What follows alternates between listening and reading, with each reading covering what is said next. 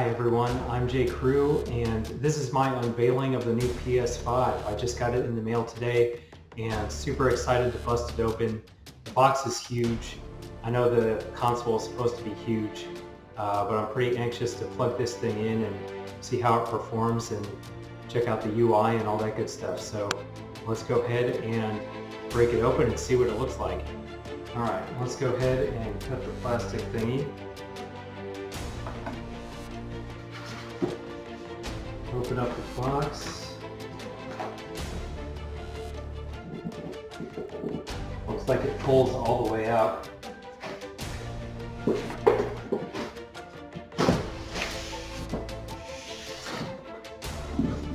It's like a suitcase. It's big enough to be a suitcase. Alright. Nifty little carrying case, kind of like the PS4 came in.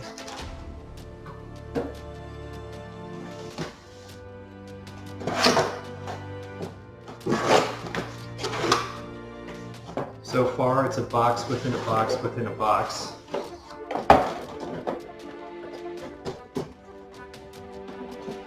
Go ahead and scoot out the console here. And we'll lay it out.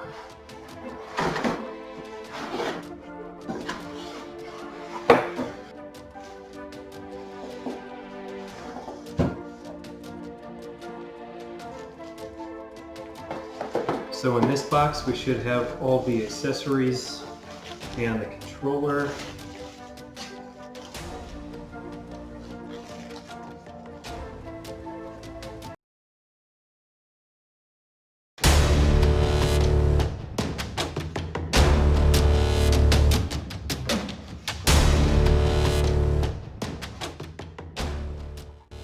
Here it is. This thing is pretty massive. And you can set it on horizontally or vertically. And it's definitely meant to stand like this. You can see the disk drive there and the power buttons. And it's got a USB port in the front. Alright, so that is it for the console. Let's take a look. We've got the controller here. So here we have the stand for the PlayStation. You could set this up to be either in the vertical or the horizontal position. There you can see the controller close up. It's a pretty cool design. Cross between what you would think of as an Xbox and a PlayStation controller, I guess. Okay, so I'm attaching the base to the PlayStation in order to set it up vertically. And there's a little hole back here that covers up a screw on the bottom of the PlayStation. So you take that little plug for that off, you plug that into the base here, and then there's a screw that's attached to that base that you can take out and then screw that into the PlayStation. So I'm going to take that out. So then the base just gets attached. You put the prong things against the thick side of the PlayStation, and then the screw just goes in like that, and you can screw it in. And it tells you to use a coin or a similarly shaped object. I'm just using a screwdriver because that seemed like the easiest thing to use. But if you don't have a screwdriver, by all means use a coin or a similarly shaped object.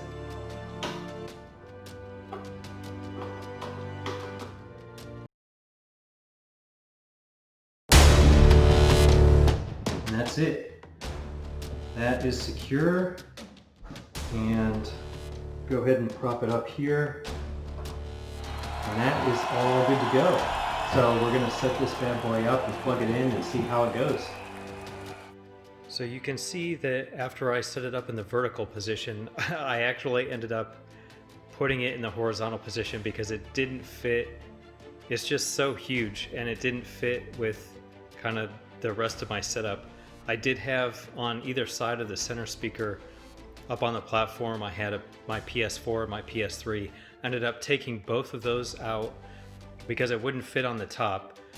Vertically, it ran into the TV, or it blocked one of the speakers, and horizontally, it just didn't look right, contrasting with the other systems or the speakers around the TV.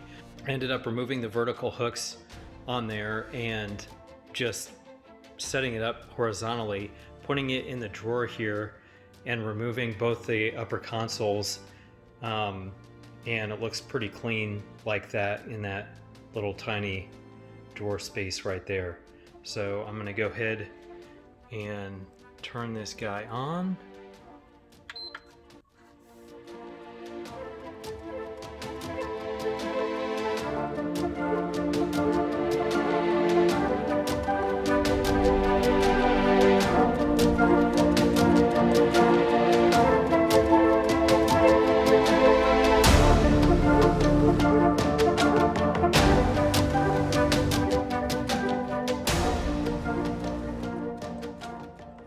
Alright, let's go ahead and get the controller set up, see what the home screen looks like.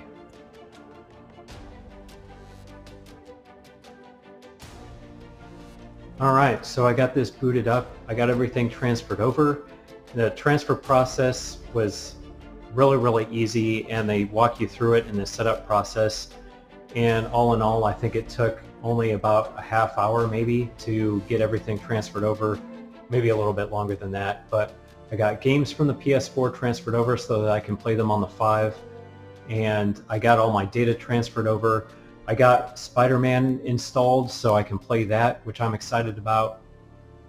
And I experimented with some of the remote play settings, controlling the PS4 from the PS5. And the HUD is basically the same as the PS4, with the icons up here at the top with the games that you've played or installed recently. There's a really easy icon to set up remote play for the PS4 or another PS5. I also experimented with the share play, and Sony has completely fixed that, where there are no more connection issues.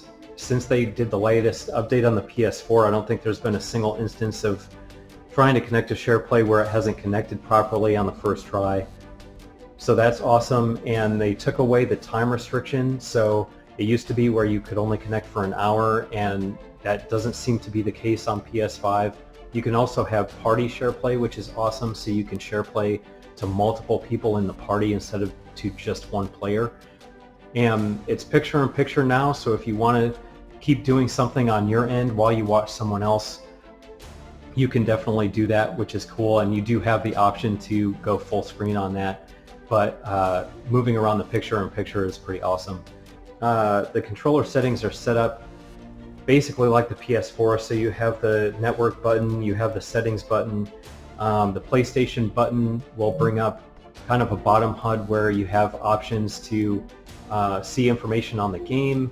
You can control different things down here with switching between different recent programs you've had, or controller settings, microphone settings, sound settings, things like that. The game base is where you have your friends list, so you can see all the parties that are set up, and you can see all of your friends who are online. Hopefully they patch it so that that's a little bit more visible. Right now, unless I haven't found it, the only way to see which of your friends are online is to open up that game base and go into a couple more menus to actually see all of your friends and see who exactly is online. So hopefully they'll patch that soon so that you can see a little bit more visibly which of your friends are online and connect with them a little bit easier. But other than that, the HUD is basically the same. The system settings are almost exactly like the PS4. Pretty user-friendly and extremely similar to the PS4. So if you're familiar with the PS4 HUD, then you'll have no problem adjusting to the PS5 as far as the settings go. But I'm pretty excited to get everything going here and record some gameplay from the PS5 and boot up Spider-Man. So I'll be posting on that and live streaming, and hopefully we'll catch you back on there. Thanks for watching, and hope you have a good time.